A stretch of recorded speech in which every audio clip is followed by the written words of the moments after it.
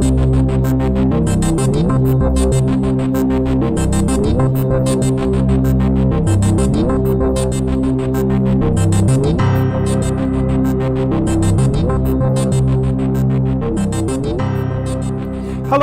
and welcome to the 5th episode of Season 11 of the Dark Money Files, in which we shine a light into a murky world.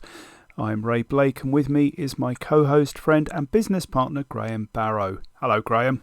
Hello, Ray. Graham, after our episode on the democratisation of crime, it's time we brought people up to date on how the industry is gearing up for what looks like a bit of a step change. Yes, if you work in our business, you'll have heard a great deal about mandatory reimbursement. We mentioned it last year in our 3-part introductory look at fraud, and since then what was just a proposal has acquired an implementation plan and a timetable in the UK at least. Well, yes, and we're aware that every country with a fraud boom of its own, which I mean every country, is looking closely at how that's going to land before deciding if the UK model is one that they also would like to adopt themselves. So, a quick update on where we stand now then, Graham. We're going to look mainly at authorised push payment fraud, or APP, right? Yes, that's the one where the customer himself or herself intentionally, and I'm going to use that word kind of almost in inverted commas, initiates a payment using their genuine credentials, believing it to be a legitimate payment, but where they're actually being defrauded.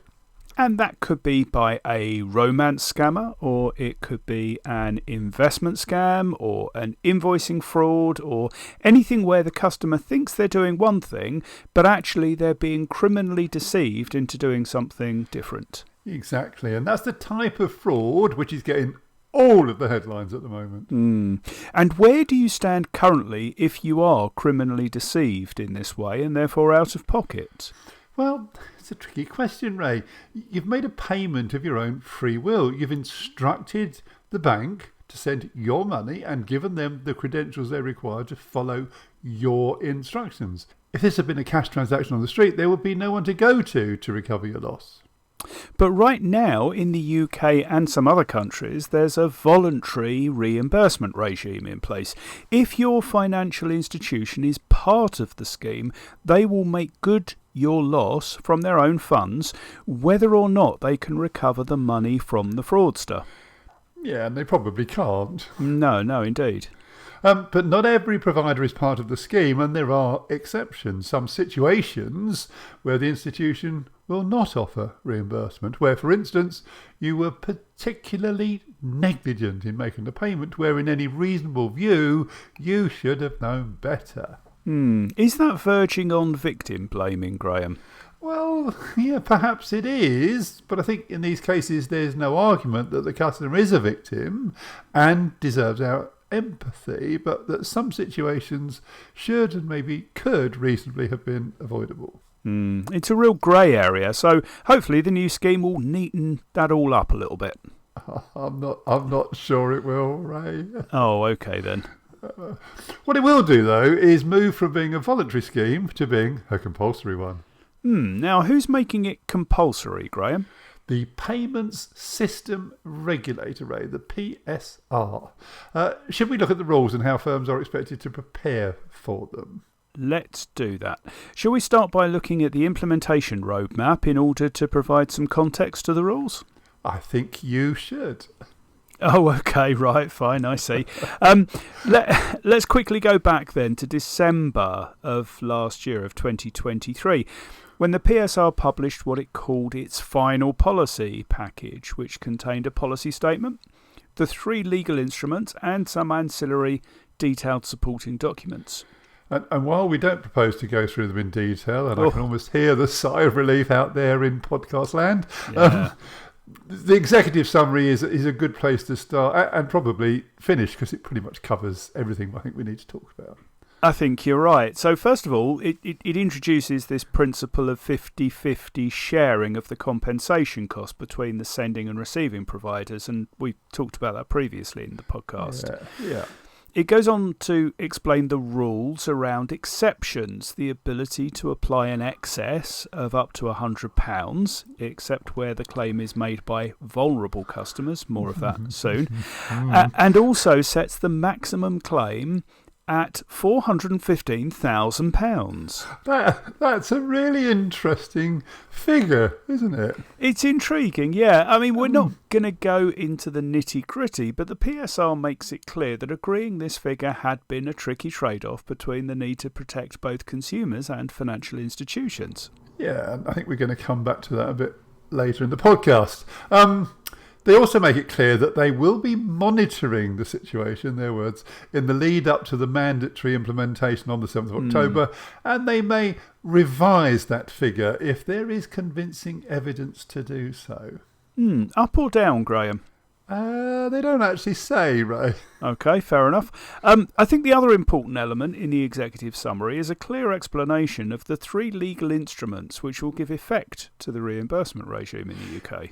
Yes. Now, the first is a specific requirement imposed on pay.uk. Now, hang on. Just to interrupt for a second, we should explain that pay.uk is the operator of the UK's faster payments scheme. It is, and I'm also going to take some delight in pointing out that although they are called pay.uk, they don't own the pay.uk domain name. Which appears to have been registered by a, quote, soon-to-be-launched cryptocurrency exchange. I don't think there's any such thing as a soon-to-be-launched cryptocurrency exchange in the UK at the moment. But I mean, that does seem like a strange oversight not to have nabbed their own domain name.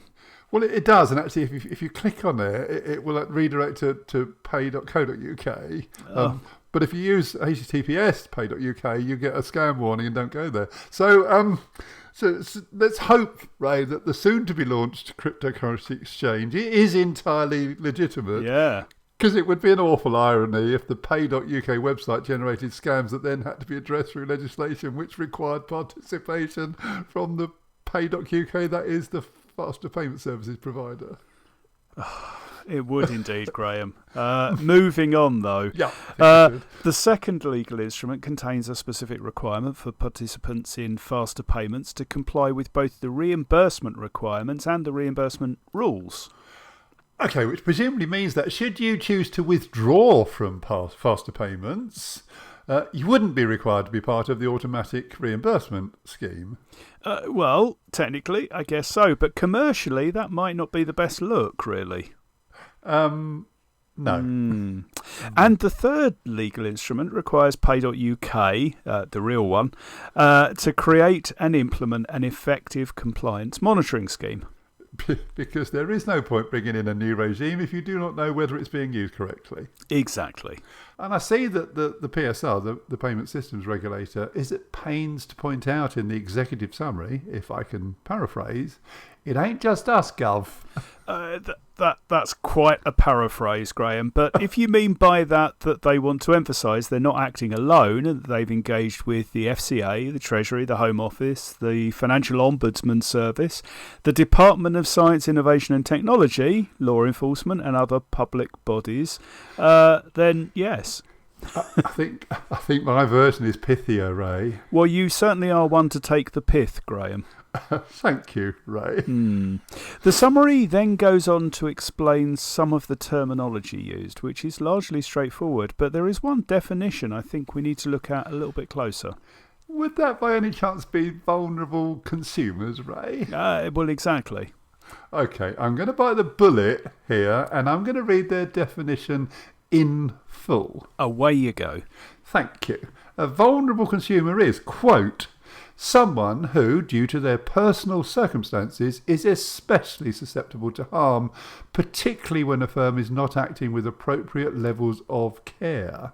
PSPs, that's payment service providers, should evaluate each customer's circumstances on a case-by-case basis to help determine the extent to which their characteristics of vulnerability, whether temporary or enduring, led them to be defrauded, and therefore whether they meet the definition of vulnerability. Okay, I'm not finding that particularly helpful, Graham.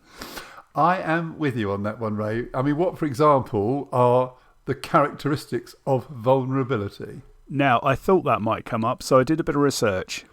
Well done. And what happened? Well, the UK Financial Conduct Authority published a 74-page document titled Guidance for Firms on the Fair Treatment of Vulnerable Customers. 74 pages. Oh my Yeah. God. So within those 74 pages, does it contain, Ray, a definition of the characteristics of vulnerability? Yeah, sort of.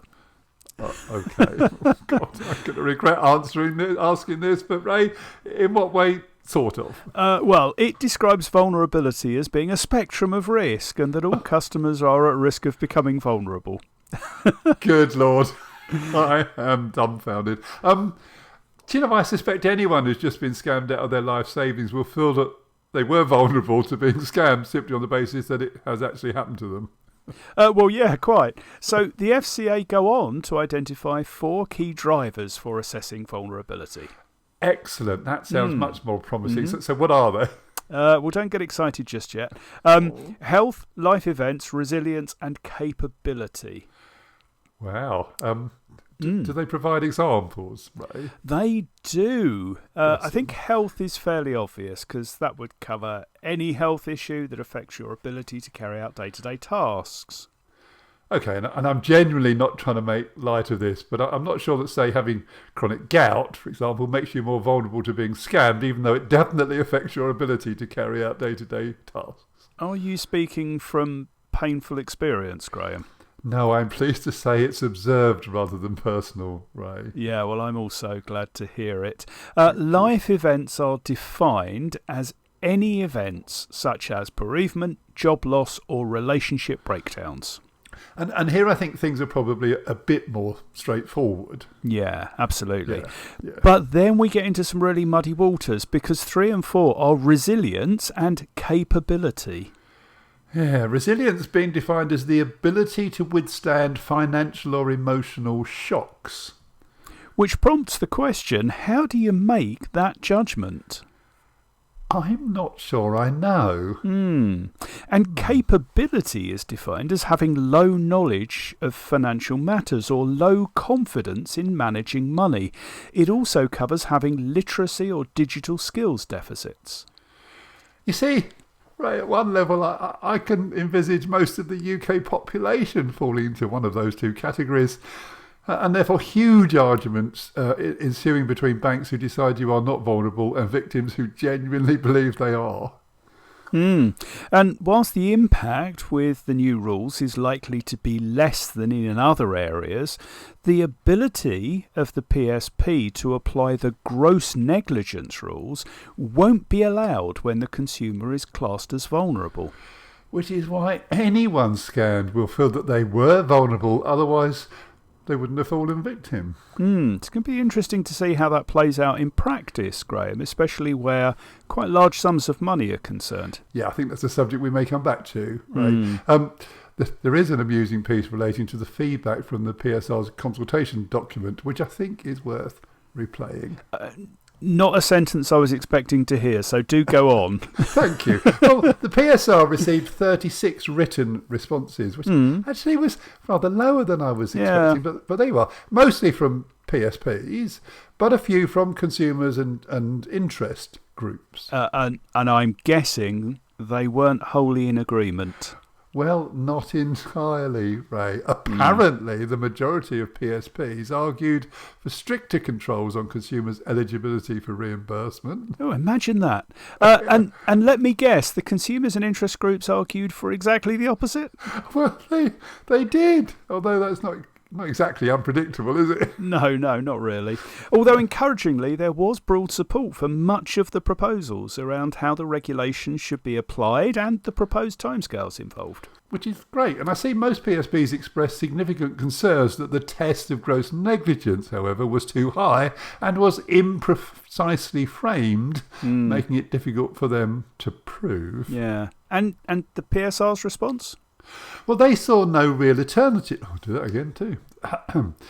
They saw no real alternative to the current framework and expressed the view that the imprecision identified would provide the appropriate incentive to preventing APP scans from happening in the first place.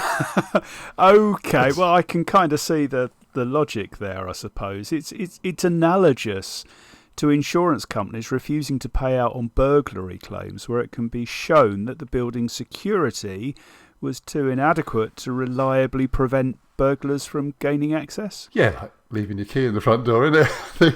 I think it's a good point, Ray. If denying the claim is easier than improving the means of prevention, I think market forces will definitely drive the likely outcomes. Okay, yeah. So we should talk about standards of care and gross negligence then.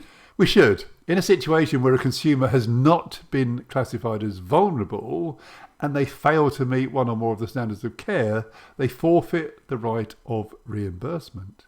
Okay, so this is important. What are those standards of care? Well, they are fourfold, Ray. Firstly, there is a requirement to have regard to interventions. Okay, so if the sending institution or some other competent authority tries to stop you sending your money and you carry on regardless, that's down to you. It is. And then secondly, you must inform your PSP as soon as you know or suspect that you have become a victim of a scam. Okay, and they use the word promptly, don't they? What qualifies as prompt? Well, the summary doesn't say directly, other than it must be within 13 months of the last relevant payment. Okay, I'm not sure 13 months was on my list of potential definitions of prompt.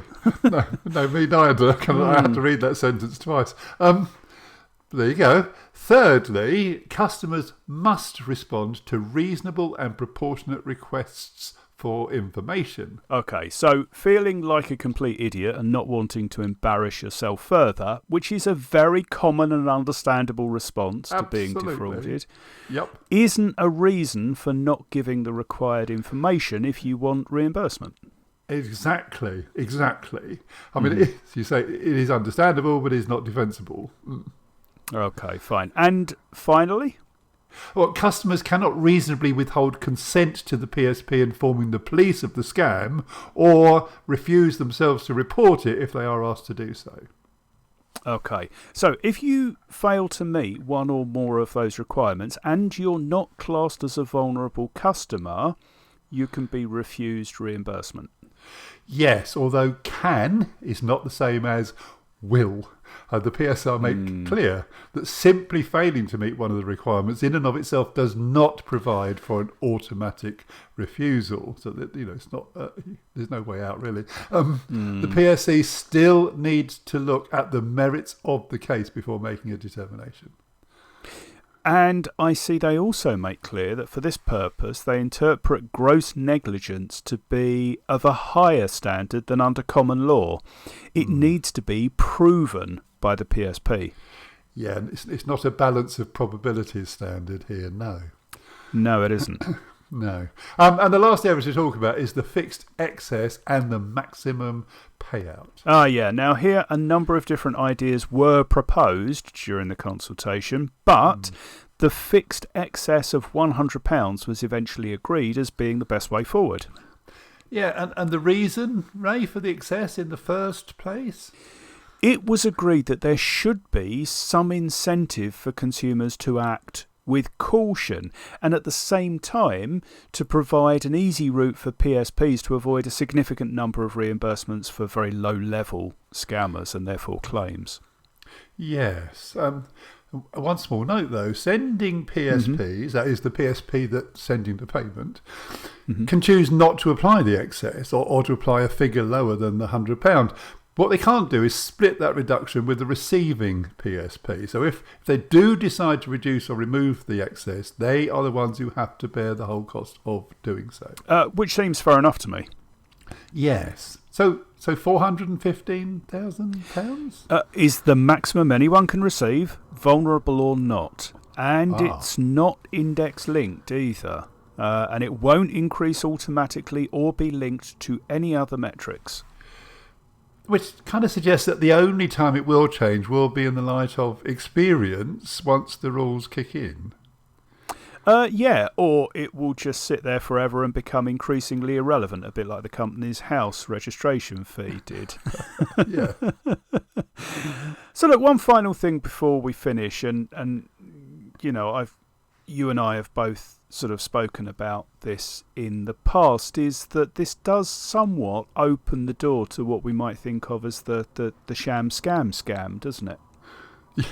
Yeah, which I think you might like to explain in a little more transparent language for our listeners. Too oblique, you think? Okay, so this is where you kind of pretend that you've been scammed in order to get the reimbursement, whereas, you know, in reality either no scam has occurred or it has been a scam that you've engineered with a friend and you've split the difference. I mean, you know, in positive economic times, I'm sure that would occur to nobody, but that's not necessarily where everyone is at the moment.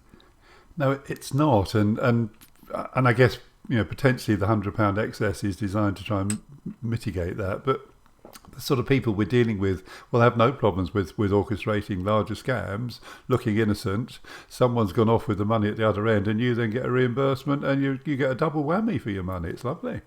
I predict we may well see specialist money mules doing exactly this for organised crime groups in the years ahead.